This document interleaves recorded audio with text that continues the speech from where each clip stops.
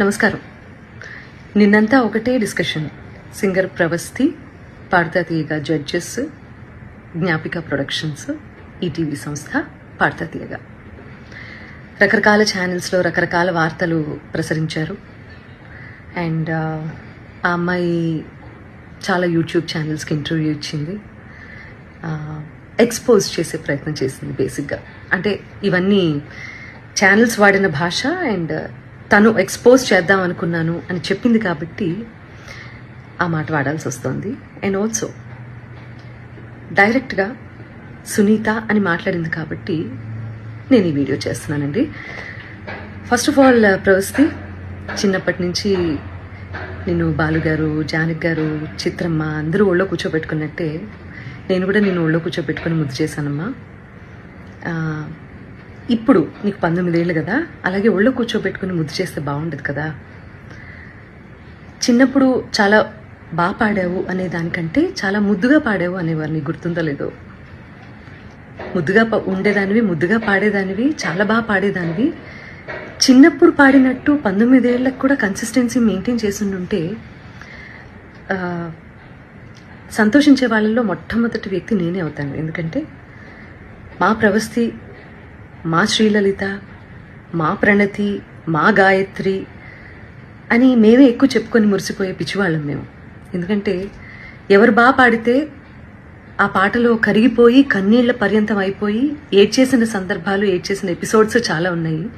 అవి నువ్వు చూడలేదేమో, అవి మిస్ అయ్యావు అనుకుంటా.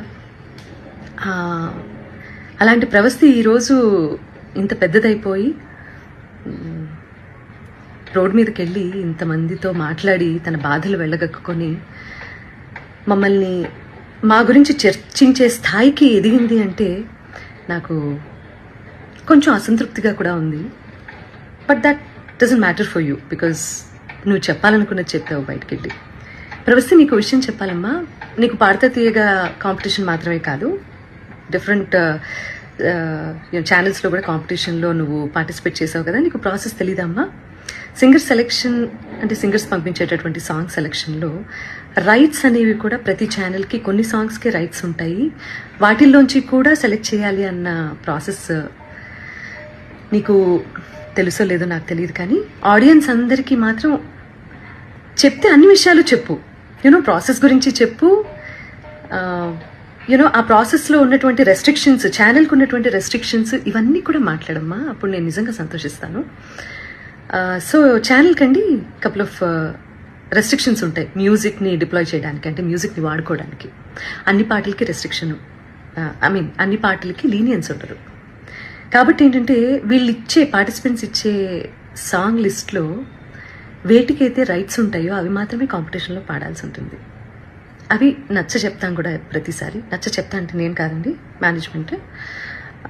తర్వాత ఎన్నిసార్లు రిపీట్ అయింది అంతకుముందు కాంపిటీషన్లో ఆ పాట అనేది కూడా చూస్తారండి యాజమాన్యం.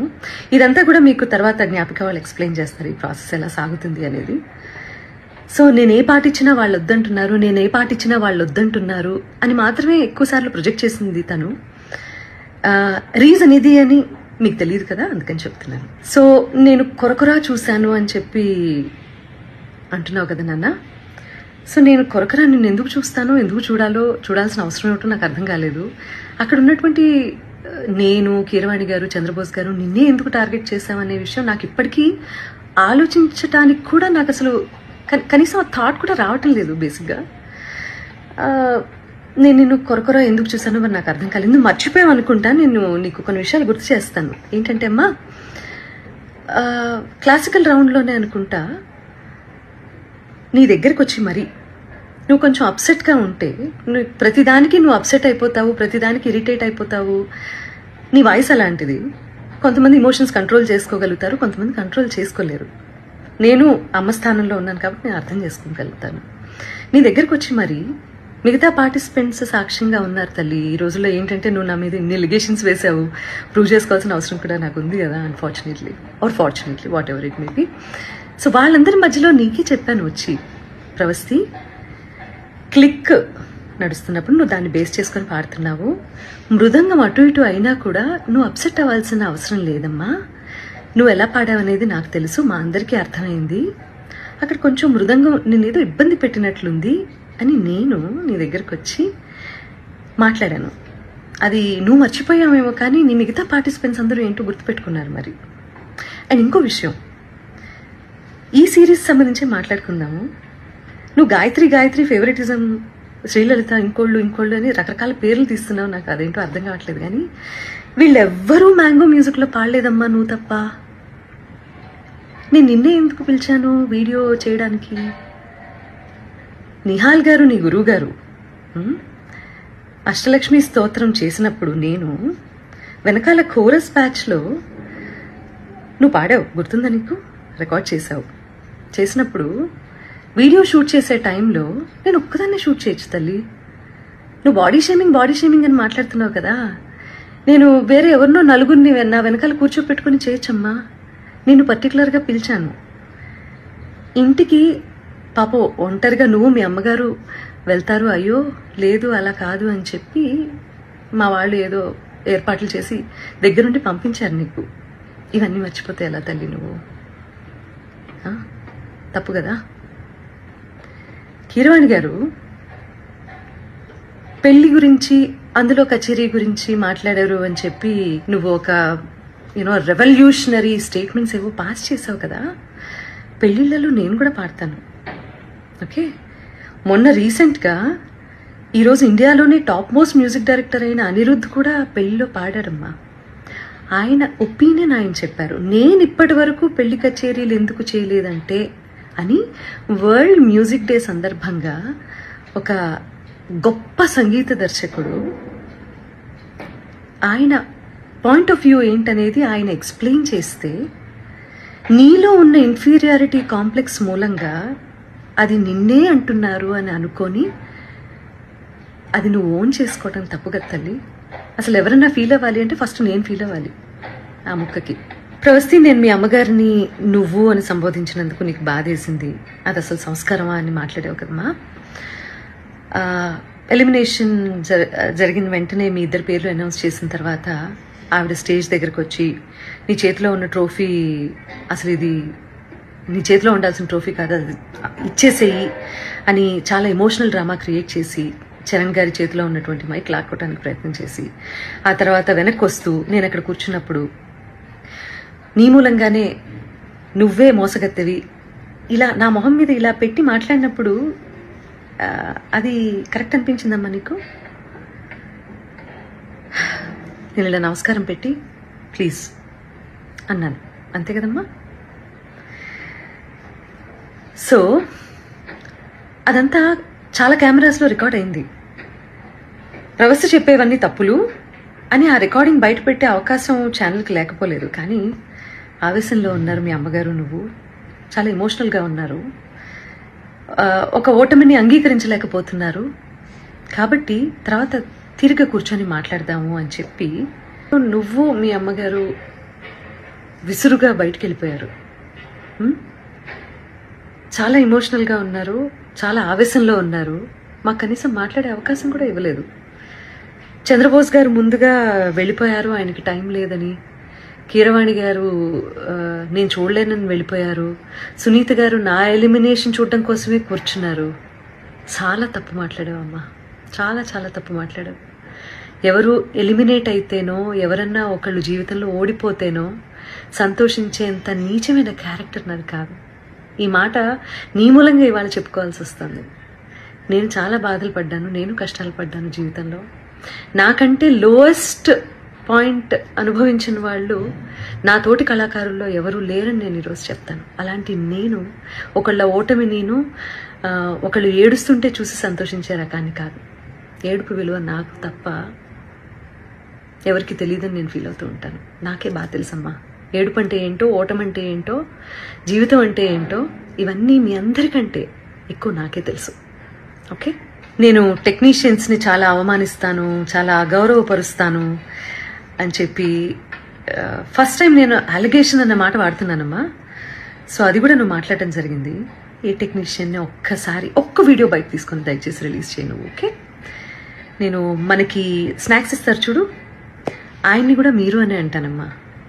అండ్ ఆవేళ నువ్వు ఎలిమినేట్ అవుతావో ఇంకెవరు ఎలిమినేట్ అవుతారో అసలు ఎలిమినేషన్ గురించి కాకుండా షెడ్యూల్ అయిపోతుంది కదా అని చెప్పి అందరికీ సెట్లో ఉన్న వాళ్ళందరికీ భోజనాలు పెట్టించటము, లేకపోతే ఒకరోజు నేను, ఇంకొక రోజు కీరవాణి గారు, ఇంకో రోజు అనిలో, ఇలా చేయటం అనేది అది ఒక టీంలో ఉన్నప్పుడు ఇవన్నీ జరుగుతూ ఉంటాయమ్మా.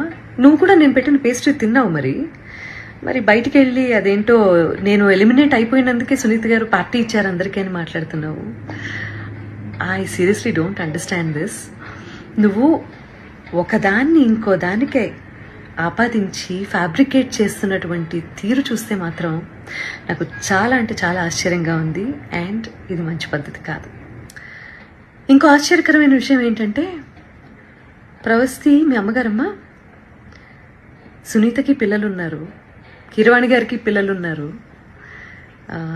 అనిల్ ప్రవీణ వాళ్ళకి పిల్లలున్నారు, నాశనం అయిపోతారు అన్న శాపనార్థాలు కూడా పడాల్సిన పరిస్థితి వచ్చింది మాకు. ఫైనల్గా కాంపిటీషన్ అన్నప్పుడు ఓటమి ఉంటుంది, గెలుపు ఉంటుంది.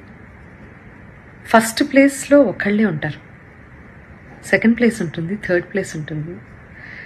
అలా అని చెప్పి ఈరోజు ఎలిమినేషన్లో నేను ఓడిపోయాను, లైఫ్లోనే నేను ఓడిపోయాను, నా జీవితం లేదు అని చాలా ఎక్కువగా ఊహించేసుకొని ఓటమిని హుందాగా తీసుకోలేకపోతే లైఫ్లో ఏవి నేర్చుకోవటానికి బ్రెయిన్ ఆ రకంగా పనిచేయదు. సీనియర్స్ అంటే రెస్పెక్ట్ ఉండాలి. అలాంటి రెస్పెక్ట్తోనే మేము ఇన్నాళ్ళు వాళ్ళు ఒక మాట అన్నా కూడా, మా పాటలు పాడించి తీసేసినా కూడా ఇలా ఛానల్స్కి వచ్చి ఎవరూ ఇంటర్వ్యూలు ఇవ్వలేదు. అది మేము మా గురువుల దగ్గర నుంచి మేము నేర్చుకున్నటువంటి విద్య.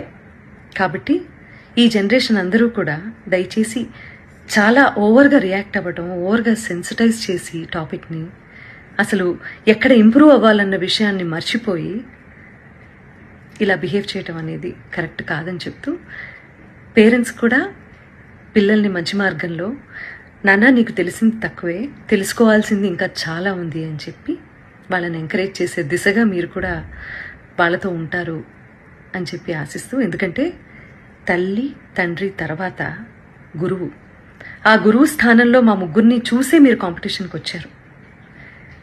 గెలిచినప్పుడు వచ్చి కాళ్ళకి దండం పెట్టారు, ఓడిపోయినప్పుడు ఇలా బయటికి వెళ్ళి మా గురించి మీకేది నచ్చితే అది మాట్లాడుతున్నారు.